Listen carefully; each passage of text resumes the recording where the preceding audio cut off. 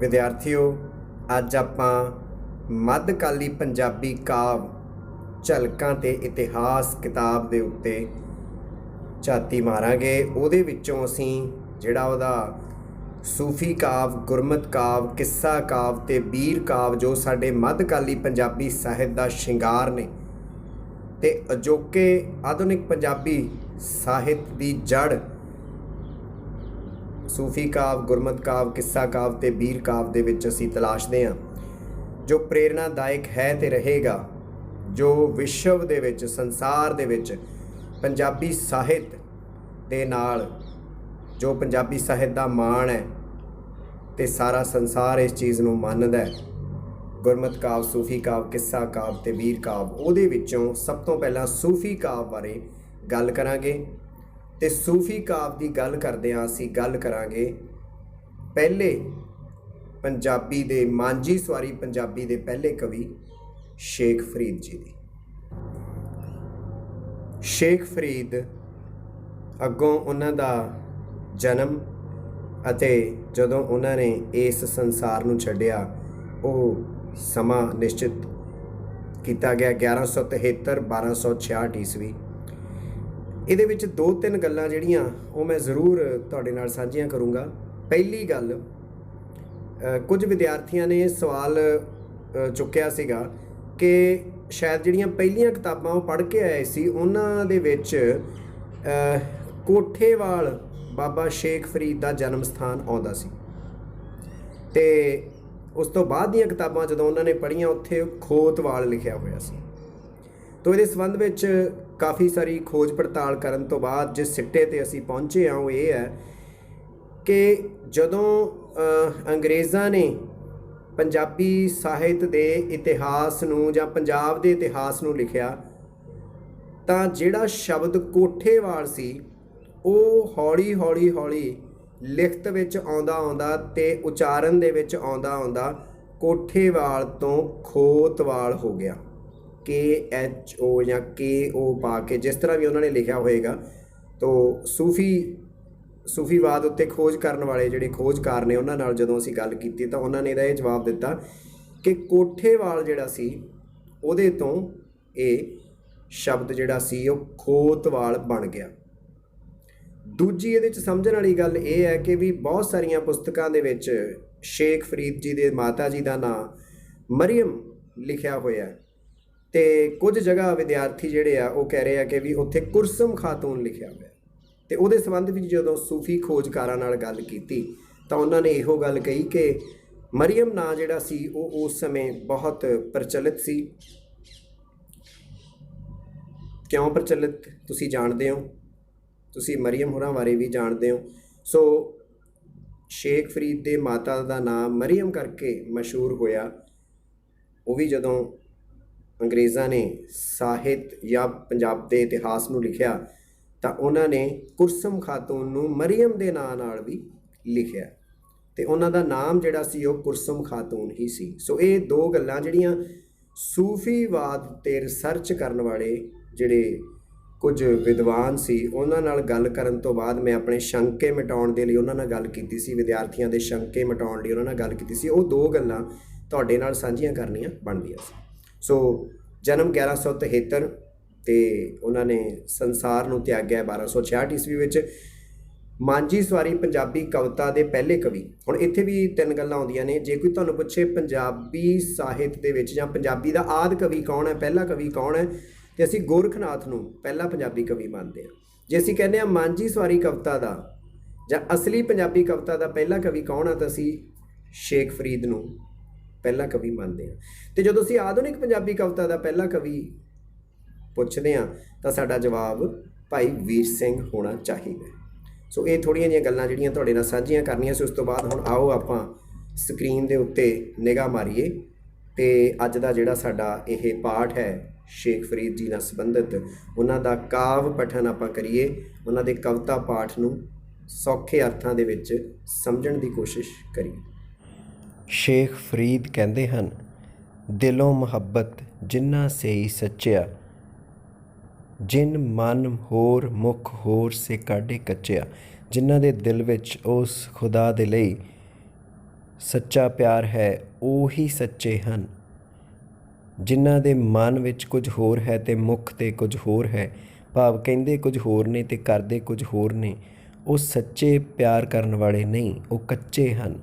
ਰੱਤੇ ਇਸ਼ਕ ਖੁਦਾਏ ਰੰਗ ਦੀਦਾਰ ਕੇ, ਵਿਸਰਿਆ ਜਿਨ ਨਾਮ ਤੇ ਭੋਏ ਭਾਰਥੀਏ। ਜਿਹੜੇ ਉਸ ਪ੍ਰਭੂ ਦੇ, ਉਸ ਅੱਲਾ ਦੇ, ਉਸ ਖੁਦਾ ਦੇ ਰੰਗ ਵਿੱਚ ਰੰਗੇ ਹੋਏ ਹਨ, ਉਹ ਉਸ ਦੇ ਸੱਚੇ ਪ੍ਰੇਮੀ ਹਨ। ਅਤੇ ਜਿਨ੍ਹਾਂ ਨੇ ਉਸ ਦੇ ਨਾਮ ਨੂੰ ਵਿਸਾਰ ਦਿੱਤਾ ਹੈ, ਉਹ ਇਸ ਧਰਤੀ ਦੇ ਉੱਤੇ ਭਾਰ ਹਨ। ਆਪ ਲੀਏ ਲੜ ਲਾਏ ਦਰ ਦਰਵੇਸ਼ ਸੇ, ਤਿੰਨ ਧਨ ਜਣੇਈ ਮਾਉ ਆਵੇ ਸਫਲ ਸੇ। ਉਹ ਮਾਂ ਧਨ ਹੈ ਜਿਨ੍ਹਾਂ ਨੇ ਉਹਨਾਂ ਨੂੰ ਜੰਮਿਆ ਹੈ, ਜਿਨ੍ਹਾਂ ਦੇ ਉੱਤੇ ਬਖਸ਼ਿਸ਼ ਹੋਈ ਹੈ, ਅਤੇ ਦਰਵੇਸ਼ ਨੇ ਉਹਨਾਂ ਨੂੰ ਆਪਣੇ ਨਾਲ ਜੋੜ ਕੇ ਉਸ ਪ੍ਰਭੂ ਦੇ ਦਰ ਤੱਕ ਪਹੁੰਚਣ ਦੇ ਵਸੀਲੇ ਦੱਸ ਦਿੱਤੇ ਹਨ। ਪਰਵਰਦਿਗਾਰ ਅਪਾਰ ਅਗਮ ਬੇਅੰਤ ਤੂੰ, ਜਿਨ੍ਹਾਂ ਪਛਾਤਾ ਸੱਚ ਚੁੰਮਾ ਪੈਰ ਮੂੰ। ਹੇ ਪਰਮਾਤਮਾ, ਹੇ ਖੁਦਾ, ਹੇ ਪਰਵਰਦਿਗਾਰ, ਤੂੰ ਅਪਾਰ ਹੈ, ਅਗਮ ਹੈ, ਬੇਅੰਤ ਹੈ, ਤੇਰਾ ਕੋਈ ਅੰਤ ਨਹੀਂ। ਜਿਨ੍ਹਾਂ ਨੇ ਤੈਨੂੰ ਪਛਾਣ ਲਿਆ ਹੈ, ਸ਼ੇਖ ਫਰੀਦ ਕਹਿੰਦੇ ਹਨ ਕਿ ਮੈਂ ਉਹਨਾਂ ਦੇ ਪੈਰ ਚੁੰਮਦਾ ਹਾਂ। ਤੇਰੀ ਪਨਾਹ ਖੁਦਾਏ ਤੂੰ ਬਖਸ਼ੰਦਗੀ, ਸ਼ੇਖ ਫਰੀਦੇ ਖੈਰ ਦੀਜੇ ਬੰਦਗੀ। ਸ਼ੇਖ ਫਰੀਦ ਜੀ ਕਹਿੰਦੇ ਹਨ ਕਿ ਜੋ ਤੇਰੀ ਪਨਾਹ ਦੇ ਵਿੱਚ ਆਉਂਦੇ ਹਨ, ਤੂੰ ਉਹਨਾਂ 'ਤੇ ਬਖਸ਼ਿਸ਼ ਕਰ। ਸ਼ੇਖ ਫਰੀਦ ਜੀ ਮੰਗਦੇ ਹਨ ਕਿ ਤੂੰ ਮੈਨੂੰ ਖੈਰ ਦੇ ਵਿੱਚ ਆਪਣੀ ਬੰਦਗੀ ਦੇ ਦੇ। ਸੋ ਇਹ ਆਪਾਂ ਸਧਾਰਨ ਅਰਥ ਕੀਤੇ ਨੇ। ਅੱਗੋਂ ਤੁਸੀਂ ਕੁਝ ਔਖੇ ਸ਼ਬਦ ਜੋ ਇਸ ਪੈਰੇ 'ਚ ਆਏ ਨੇ ਉਹਨਾਂ ਨੂੰ ਦੇਖੋਗੇ। ਤੁਸੀਂ ਸਕਰੀਨ ਨੂੰ ਟੱਚ ਕਰਕੇ ਰੋਕ ਕੇ ਇਹਨਾਂ ਅਰਥਾਂ ਨੂੰ ਦੇਖ ਸਕਦੇ ਹੋ। ਅਤੇ ਇਸ ਤੋਂ ਬਾਅਦ ਹੁਣ ਤੁਹਾਡੀ ਸਕਰੀਨ ਦੇ ਉੱਤੇ ਦਿਖਾਈ ਦੇ ਰਿਹਾ ਹੈ ਇਸ ਕਾਵਿ-ਬੰਧ ਦਾ ਜਿਹੜਾ ਸਾਰ ਹੈ ਉਹ ਤੁਸੀਂ ਦੇਖ ਰਹੇ ਹੋ।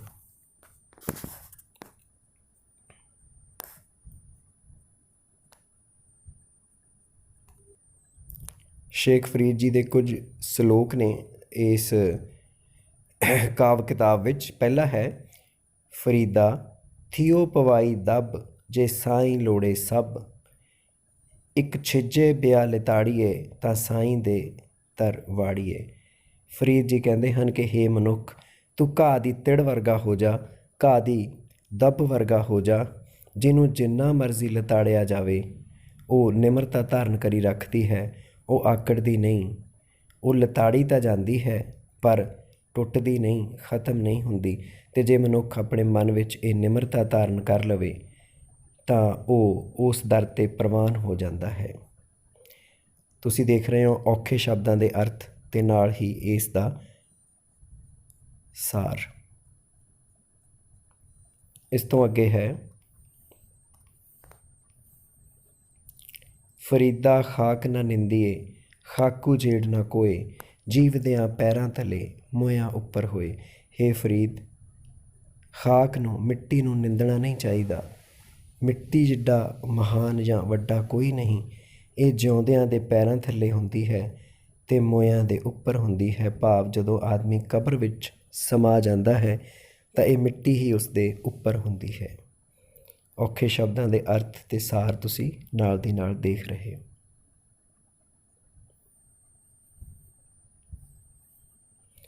ਸਕਰੀਨ 'ਤੇ ਟੱਚ ਕਰਕੇ ਇਹਨੂੰ ਰੋਕ ਕੇ ਤੁਸੀਂ ਉਹਨੂੰ ਪੜ੍ਹ ਵੀ ਸਕਦੇ ਹੋ। ਉਸ ਤੋਂ ਬਾਅਦ ਹੈ, ਫਰੀਦਾ ਇਹ ਵਿਸ ਗੰਦਲਾਂ ਧਰੀਆਂ ਖੰਡ ਲਿਵਾੜ, ਇੱਕ ਰਾਹੇ ਦੇ ਰਹਿ ਗਏ, ਇੱਕ ਰਾਧੀ ਗਏ ਉਜਾੜ।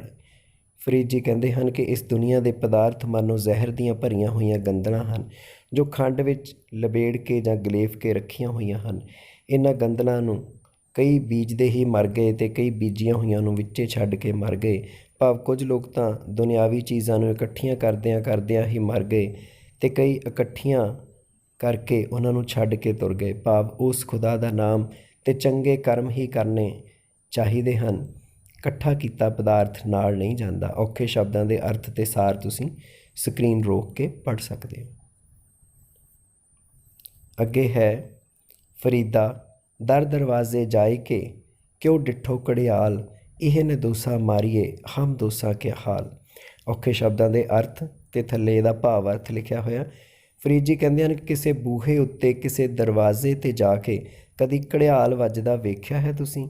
ਇਹ ਘੜਿਆਲ ਬੇਦੋਸ਼ਾ ਹੈ ਤਾਂ ਵੀ ਇਸ ਨੂੰ ਮਾਰ ਪੈਂਦੀ ਹੈ। ਭਾਵ ਜਦੋਂ ਵੀ ਕੋਈ ਜਾਂਦਾ ਹੈ ਘੜਿਆਲ ਵਜਾ ਕੇ ਜਾਂਦਾ ਹੈ, ਅਤੇ ਜੇ ਇਸ ਬੇਦੋਸ਼ੇ ਨੂੰ ਇੰਨੀ ਕੁੱਟ ਪੈਂਦੀ ਹੈ ਤੇ ਅਸੀਂ ਕਿੰਨੇ ਦੋਸ਼ ਕੀਤੇ ਹਨ, ਸਾਡਾ ਉਸ ਖੁਦਾ ਦੀ ਦਰਗਾਹ ਵਿੱਚ ਕੀ ਹਾਲ ਹੋਏਗਾ।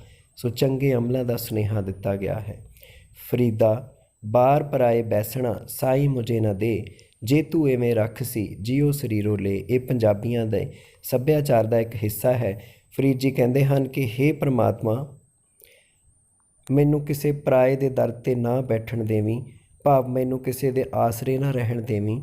ਜੇ ਤੂੰ ਇੰਝ ਹੀ ਰੱਖਣਾ ਹੈ, ਭਾਵ ਜੇ ਤੂੰ ਮੈਨੂੰ ਦੂਜਿਆਂ ਦਾ ਮੁਹਤਾਜ ਹੀ ਕਰਨਾ ਹੈ, ਮੈਨੂੰ ਕਿਸੇ 'ਤੇ ਨਿਰਭਰ ਹੀ ਕਰਨਾ ਹੈ, ਤਾਂ ਮੇਰੇ ਸਰੀਰ ਵਿੱਚੋਂ ਮੇਰੀ ਜਿੰਦ ਕੱਢ ਲੈ। ਫਰੀਦਾ ਵੇਖ ਕਪਾਹੇ ਜੇ ਥੀਆ, ਜੇ ਸਿਰ ਥੀਆ ਤਿਲਾ, ਕਮਾਦੇ ਔਰ ਕਾਗਦੇ ਕੁੰਨੇ ਕੋਇ ਲਿਆ, ਮੰਦੇ ਅਮਲ ਕਰੇਂਦਿਆਂ ਇਹ ਸਜਾਏ ਤੇ ਨਾ। ਹੁਣ ਤੁਸੀਂ ਔਖੇ ਸ਼ਬਦ ਦੇਖੇ ਆ, ਸਕਰੀਨ ਰੋਕ ਕੇ ਦੇਖ ਸਕਦੇ ਹੋ। ਅਤੇ ਇਹਦਾ ਸਾਰ ਕੀ ਹੈ? ਫਰੀਦ ਜੀ ਆਪਣੇ ਆਪ ਨੂੰ ਸੰਬੋਧਨ ਕਰਦੇ ਹੋਏ ਕਹਿੰਦੇ ਹਨ ਕਿ ਹੇ ਫਰੀਦ, ਜਿਹੜੀ ਹਾਲਤ ਕਪਾਹ ਦੀ ਹੁੰਦੀ ਹੈ, ਭਾਵ ਵੇਲਣੇ ਵਿੱਚ ਵੇਲੀ ਜਾਂਦੀ ਹੈ, ਜੋ ਤਿੜਾਂ ਦੇ ਸਿਰ 'ਤੇ ਬੀਤਦੀ ਹੈ, ਭਾਵ ਕੋਲੂ ਵਿੱਚ ਪੀੜੇ ਜਾਂਦੇ ਹਨ, ਜੋ ਕਮਾਦ, ਕਾਗਜ਼, ਮਿੱਟੀ ਦੀ ਹਾਂਡੀ ਅਤੇ ਕੋਲਿਆਂ ਨਾਲ ਵਰਤਦੀ ਹੈ, ਇਹੋ ਜਿਹਾ ਹਾਲ ਉਹਨਾਂ ਲੋਕਾਂ ਦਾ ਹੁੰਦਾ ਹੈ। ਭਾਵ ਉਹ ਇਸ ਤਰ੍ਹਾਂ ਦੀ ਸਜ਼ਾ ਭੁਗਤਦੇ ਹਨ ਜਿਹੜੇ ਆਪਣੇ ਲੋਭ ਲਾਲਚ ਦੀ ਖਾਤਰ ਮਾੜੇ ਕੰਮ ਕਰਦੇ ਹਨ। ਸੋ ਇਹ 'ਚ ਸ਼ੁਭ ਅਮਲਾਂ ਦਾ ਸੁਨੇਹਾ ਦਿੱਤਾ ਗਿਆ ਹੈ। ਅੱਗੇ ਹੈ ਫਰੀਦਾ ਕਿੱਥੇ ਤੈਡੇ ਮਾਪਿਆਂ ਜਿੰਨੀ ਤੂੰ ਜਣਿਓ, ਤੈ ਪਾਸੋਂ ਉਹ ਲੱਦ ਗਏ ਤੂੰ ਅਜੇ ਵੀ ਨਾ ਪਤੀਣਿਓ। ਔਖੇ ਸ਼ਬਦਾਂ ਤੋਂ ਬਾਅਦ ਇਹਦਾ ਸਾਰ ਹੈ, ਹੇ ਫਰੀਦ, ਤੇਰੇ ਆਪਣੇ ਮਾਪੇ ਕਿੱਥੇ ਚਲੇ ਗਏ ਹਨ ਜਿਨ੍ਹਾਂ ਤੈਨੂੰ ਜਨਮ ਦਿੱਤਾ ਸੀ।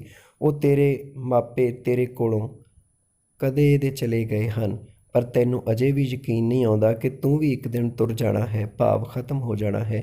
ਇਸ ਕਰਕੇ ਤੂੰ ਰੱਬ ਦੀ ਬੰਦਗੀ ਵੱਲ ਧਿਆਨ ਦੇ। ਜਦ ਤੈਨੂੰ ਜੰਮਣ ਵਾਲੇ ਤੇਰੇ ਮਾਪੇ ਨਹੀਂ ਰਹੇ ਤੇ ਤੂੰ ਵੀ ਨਹੀਂ ਰਹੇਗਾ। ਸੋ ਆਪਣੇ ਕੰਮ ਚੰਗੇ ਰੱਖ, ਨੇਕ ਅਮਲ ਕਰ। ਫਰੀਦਾ ਬੁਰੇ ਦਾ ਭਲਾ ਕਰ, ਗੁੱਸਾ ਮਨ ਨਾ ਹੰਢਾਏ, ਦੇਹੀ ਰੋਗ ਨਾ ਲੱਗਈ, ਪੱਲੇ ਸਭ ਕੁਛ ਪਾਏ। ਫਰੀਦ ਜੀ ਕਹਿੰਦੇ ਹਨ ਕਿ ਹੇ ਮਨੁੱਖ, ਜੇ ਕੋਈ ਤੇਰਾ ਬੁਰਾ ਵੀ ਕਰਦਾ ਹੈ ਤਾਂ ਵੀ ਤੂੰ ਉਸ ਦਾ ਭਲਾ ਕਰ ਅਤੇ ਮਨ ਵਿੱਚ ਗੁੱਸਾ ਨਾ ਹੰਢਾ। ਦੇਹੀ ਨੂੰ ਰੋਗ ਨਹੀਂ ਲੱਗੇਗਾ ਅਤੇ ਪੱਲੇ ਸਭ ਕੁਝ ਤੇਰੇ ਹਾਸਲ ਹੋ ਜਾਏਗਾ ਜੇ ਤੂੰ ਗੁੱਸੇ ਨੂੰ ਤਿਆਗ ਦੇਂਗਾ। ਇਹ ਉਹਦੇ ਅਰਥ ਨੇ, ਤੁਸੀਂ ਰੋਕ ਕੇ ਸਕਰੀਨ ਦੇਖ ਸਕਦੇ ਹੋ। ਫਰੀਦਾ ਮੈਂ ਜਾਣਿਆ ਦੁੱਖ ਮੁਝ ਕੋ, ਦੁੱਖ ਸੁਭਾਇਆ ਜਗ, ਉੱਚੇ ਚੜ੍ਹ ਕੇ ਵੇਖਿਆ ਤਾਂ ਘਰ ਘਰ ਇਹਾ ਅੱਗ। ਸ਼ਬਦ ਅਰਥ ਤੁਸੀਂ ਦੇਖ ਲਏ। ਅਰਥ ਦੇਖਦੇ ਹਾਂ, ਹੇ ਫਰੀਦ, ਮੈਂ ਪਹਿਲਾਂ ਆਪਣੇ ਮਨ ਦੇ ਦੁੱਖ ਤੋਂ ਘਬਰਾ ਕੇ ਇਹ ਸਮਝਿਆ ਕਿ ਦੁੱਖ ਸਿਰਫ ਮੈਨੂੰ ਹੀ ਹੈ, ਭਾਵ ਸਿਰਫ ਮੈਂ ਹੀ ਦੁਖੀ ਹਾਂ, ਪਰ ਇਹ ਦੁੱਖ ਤਾਂ ਸਾਰੇ ਜਗਤ ਵਿੱਚ ਵਾਪਰ ਰਿਹਾ ਹੈ। ਜਦੋਂ ਮੈਂ ਆਪਣੇ ਦੁੱਖ ਤੋਂ ਉਚੇਰਾ ਉੱਠ ਕੇ, ਭਾਵ ਉੱਚਾ ਹੋ ਕੇ ਧਿਆਨ ਮਾਰਿਆ ਤਾਂ ਮੈਂ ਵੇਖਿਆ ਕਿ ਹਰ ਘਰ ਵਿੱਚ ਇਹੀ ਅੱਗ ਬਲ ਰਹੀ ਹੈ, ਭਾਵ ਹਰੇਕ ਜੀਵ ਦੁਖੀ ਹੈ। ਆਪਣੇ ਦੁੱਖਾਂ ਨੂੰ ਕਦੇ ਵੀ ਵੱਡਾ ਕਰਕੇ ਨਹੀਂ ਜਾਣਨਾ ਚਾਹੀਦਾ। ਫਰੀਦਾ ਹਉ ਬਲਿਹਾਰੀ ਤਿਨਾ ਪੰਖੀਆਂ, ਜੰਗਲ ਜਿੰਨਾ ਵਾਸ, ਕੱਕਰ ਚੁਗਣ ਥਲ ਵਸਣ, ਰੱਬ ਨਾ ਛੋੜਨ ਪਾਸ। ਹੇ ਫਰੀਦ, ਮੈਂ ਉਹਨਾਂ ਪੰਛੀਆਂ ਤੋਂ ਸਦਕੇ ਜਾਂਦਾ ਹਾਂ ਜਿਨ੍ਹਾਂ ਦਾ ਵਾਸਾ ਜੰਗਲਾਂ ਵਿੱਚ ਹੈ। ਉਹ ਰੋੜ ਚੁਗਦੇ ਹਨ ਅਤੇ ਧਰਤੀ ਉੱਤੇ ਰਹਿੰਦੇ ਹਨ, ਪਰ ਰੱਬ ਦਾ ਆਸਰਾ ਨਹੀਂ ਛੱਡਦੇ। ਭਾਵ ਮਹਿਲਾਂ ਵਿੱਚ ਰਹਿਣ ਵਾਲੇ ਅਤੇ ਰੱਬ ਨੂੰ ਭੁਲਾ ਦੇਣ ਵਾਲੇ ਮਨੁੱਖ ਨਾਲੋਂ ਤਾਂ ਉਹ ਪੰਛੀ ਹੀ ਚੰਗੇ ਹਨ ਜਿਹੜੇ ਰੁੱਖਾਂ ਉੱਤੇ ਆਲ੍ਹਣੇ ਬਣਾ ਲੈਂਦੇ ਹਨ, ਰੋੜ ਚੁੱਕ ਕੇ ਗੁਜ਼ਾਰਾ ਕਰ ਲੈਂਦੇ ਹਨ, ਪਰ ਰੱਬ ਨੂੰ ਹਮੇਸ਼ਾ ਯਾਦ ਰੱਖਦੇ ਹਨ। ਇਹ ਸਵਾਲ ਅਤੇ ਜਵਾਬ ਦੇ ਰੂਪ ਦੇ ਵਿੱਚ ਦੋ ਸਲੋਕ ਨੇ। ਪਹਿਲਾ ਹੈ, ਕਵਣ ਸੋ ਅੱਖਰ ਕਵਣ ਗੁਣ, ਕਵਣ ਸੇ ਮਣੀਆਂ ਮੰਤ, ਕਵਣ ਸੋ ਵੇਸੋ ਹਉ ਕਰੀ, ਜਿਤ ਵਸ ਆਵੇ ਕੰਤ। ਫਰੀਦ ਜੀ ਕਹਿੰਦੇ ਹਨ ਕਿ ਉਹ ਕਿਹੜਾ ਅੱਖਰ ਹੈ, ਕਵਣ ਸੋ ਅੱਖਰ, ਉਹ ਕਿਹੜਾ ਗੁਣ ਹੈ, ਉਹ ਕਿਹੜਾ ਸ਼੍ਰੋਮਣੀ ਮੰਤਰ ਹੈ, ਉਹ ਕਿਹੜਾ ਵੇਸ ਹੈ, ਕਿਹੜਾ ਲਿਬਾਸ ਹੈ ਕਿ ਮੈਂ ਕਰਾਂ ਜਿਸ ਨਾਲ ਮੇਰਾ ਖਸਮ, ਮੇਰਾ ਪਰਮਾਤਮਾ ਮੇਰੇ ਵੱਸ ਵਿੱਚ ਆ ਜਾਵੇ। ਅਤੇ ਦੂਜੇ ਸਲੋਕ ਵਿੱਚ ਇਸ ਦਾ ਉੱਤਰ ਮਿਲਦਾ ਹੈ। ਉੱਤਰ ਕੀ ਹੈ? ਨਿਵਣ ਸੋ ਅੱਖਰ ਖਵਣ ਗੁਣ, ਜਹਿਬਾ ਮਣੀਆਂ ਮੰਤ, ਇਹ ਤ੍ਰੈ ਭੈਣੇ ਵੇਸ ਕਰ, ਤਾਂ ਵਸ ਆਵੀ ਕੰਤ। ਕੀ ਕਿਹਾ ਗਿਆ?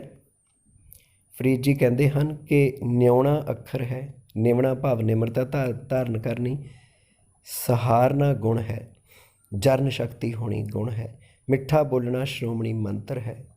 ਜੇ ਇਹ ਤਿੰਨ, ਕਿਹੜੇ ਤਿੰਨ? ਨਿਵਣਾ, ਸਹਾਰਨਾ ਅਤੇ ਮਿੱਠਾ ਬੋਲਣਾ, ਇਹ ਤਿੰਨ ਵੇਸ ਕਰ ਲਵੇਂ ਭਾਵ ਧਾਰਨ ਕਰ ਲਵੇਂ ਤਾਂ ਖਸਮ ਪਰਮਾਤਮਾ ਤੇਰੇ ਵੱਸ ਵਿੱਚ ਆ ਜਾਵੇ। ਭਾਵ ਜੇ ਇਹ ਤਿੰਨ ਗੁਣ ਤੇਰੇ ਵਿੱਚ ਆ ਜਾਣ ਤਾਂ ਤੂੰ ਆਪਣੇ ਖਸਮ ਪਰਮਾਤਮਾ ਨੂੰ ਹਾਸਿਲ ਕਰ ਲਵੇਂਗੀ। ਇਹ ਥੋੜ੍ਹੇ ਜਿਹੇ ਅਭਿਆਸ ਦੇ ਸਵਾਲ ਨੇ, ਇਹਨਾਂ ਦੇ ਉੱਤੇ ਤੁਸੀਂ ਝਾਤੀ ਮਾਰੋ। ਹੇਠ ਲਿਖੀਆਂ ਕਾਵਿ ਤੁਕਾਂ ਦੀ ਪ੍ਰਸੰਗ ਸਹਿਤ ਵਿਆਖਿਆ ਕਰੋ। ਤੁਕਾਂ ਅਸੀਂ ਪੜ੍ਹ ਚੁੱਕੇ ਹਾਂ, ਤੁਸੀਂ ਬੈਕ ਕਰਕੇ ਦੇਖ ਸਕਦੇ ਹੋ। ਸ਼ੇਖ ਫਰੀਦ ਜੇ ਦਿਲੋਂ ਮੁਹੱਬਤ, ਜਿਨ ਸੇਈ ਸੱਚਿਆ ਸ਼ਬਦ, ਜਾਂ ਫਰੀਦਾ ਥੀਓ ਪਵਾਈ ਦੱਬ, ਜੇ ਸਾਈਂ ਲੋੜੇ ਸਭ ਸਲੋਕ ਦਾ ਕੇਂਦਰੀ ਭਾਵ ਦੱਸੋ। ਇਹ ਵੀ ਤੁਸੀਂ ਇਸ ਲਿੰਕ ਨੂੰ ਚੈੱਕ ਕਰਕੇ ਦੇਖ ਕੇ ਬੈਕ ਕਰਕੇ ਨੋਟ ਕਰ ਸਕਦੇ ਹੋ। ਫਰੀਦਾ ਦਰ ਦਰਵਾਜ਼ੇ ਜਾਏ ਕੇ, ਕਿਉਂ ਡਿੱਠੋ ਘੜਿਆਲ, ਫਿਰ ਨਿਵਣ ਸੋ ਅੱਖਰ ਖਵਣ ਗੁਣ।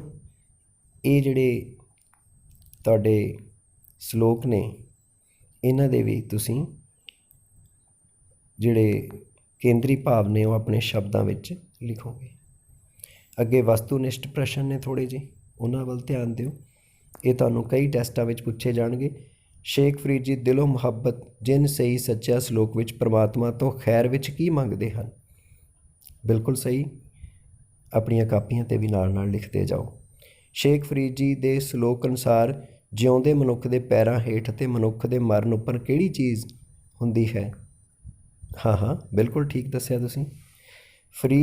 ਫਰੀਦਾ ਇਹ ਵਿਸ ਗੰਦਲਾਂ ਧਰੀਆਂ ਖੰਡ ਲਿਵਾੜ ਸਲੋਕ ਵਿੱਚ ਫਰੀਦ ਜੀ ਨੇ ਵਿਸ ਗੰਦਲਾਂ ਕਿਸ ਨੂੰ ਕਿਹਾ ਹੈ? ਸੋਚੋ ਅਤੇ ਉੱਤਰ ਲਿਖੋ। ਫਰੀਦ ਜੀ ਕਪਾਹ, ਤਿਲ, ਕਾਗਜ਼, ਕਮਾਦ ਅਤੇ ਮਿੱਟੀ ਦੀ ਹਾਂਡੀ ਦੀ ਹਾਲਤ ਦੱਸ ਕੇ ਕਿਹੜੇ ਕੰਮਾਂ ਤੋਂ ਸੁਚੇਤ ਕਰਦੇ ਹਨ? ਸੋ ਵਿਦਿਆਰਥੀਓ, ਤੁਸੀਂ ਧਿਆਨ ਨਾਲ ਇਸ ਪਾਠ ਨੂੰ ਪੜ੍ਹ ਰਹੇ ਹੋ, ਜੁੜੇ ਰਹਿਣਾ, ਦੇਖਦੇ ਰਹਿਣਾ।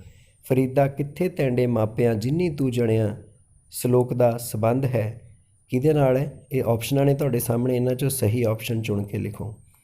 ਅਗਲਾ ਸਵਾਲ ਹੈ ਸ਼ੇਖ ਫਰੀਦ ਜੀ ਅਨੁਸਾਰ ਸਰੀਰ ਨੂੰ ਨਿਰੋਗ ਰੱਖਣ ਲਈ ਕਿਹੜਾ ਗੁਣ ਧਾਰਨ ਕਰਨਾ ਚਾਹੀਦਾ ਹੈ? ਅੱਗੇ ਹੈ ਫਰੀਦ ਜੀ ਫਰੀਦਾ ਦਰ ਦਰਵਾਜ਼ੇ ਜਾਏ ਕੇ, ਕਿਉਂ ਡਿੱਠੋ ਘੜਿਆਲ ਸਲੋਕ ਵਿੱਚ ਘੜਿਆਲ ਦੀ ਉਦਾਹਰਨ ਦੇ ਕੇ ਕਿਹੜੀ ਗੱਲ ਤੋਂ ਸੁਚੇਤ ਕਰਦੇ ਹਨ? ਮੈਂ ਤੁਹਾਨੂੰ ਸਮਝਾ ਚੁੱਕਾ ਹਾਂ, ਤੁਸੀਂ ਉੱਤਰ ਬਿਲਕੁਲ ਸਹੀ ਲਿਖ ਰਹੇ ਹੋ।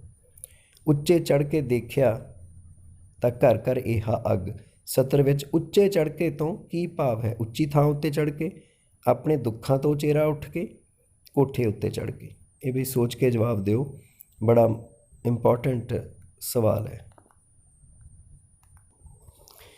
ਵਿਦਿਆਰਥੀਓ, ਸੂਫੀ ਕਾਵਿ ਵਿੱਚ ਅਸੀਂ ਸ਼ੇਖ ਫਰੀਦ ਜੀ ਦਾ ਕਲਾਮ ਜਿਹੜਾ ਸੀ ਉਹ ਪੜ੍ਹਿਆ, ਸੁਣਿਆ, ਸਮਝਿਆ, ਵਿਚਾਰਿਆ ਅਤੇ ਜੋ ਅਭਿਆਸ ਦੇ ਪ੍ਰਸ਼ਨ ਸੀ ਉਹਨਾਂ ਨੂੰ ਅਸੀਂ ਆਪਣੀ ਕਾਪੀ ਉੱਪਰ ਲਿਖਿਆ ਹੈ। ਹੁਣ ਤੁਸੀਂ ਸ਼ੇਖ ਫਰੀਦ ਜੀ ਦੇ ਜੀਵਨ, ਰਚਨਾ ਅਤੇ ਯੋਗਦਾਨ ਸੰਬੰਧੀ ਸੰਖੇਪ ਵਿੱਚ ਇਹਨਾਂ ਪੈਰਿਆਂ ਨੂੰ ਜ਼ਰੂਰ ਪੜ੍ਹੋ।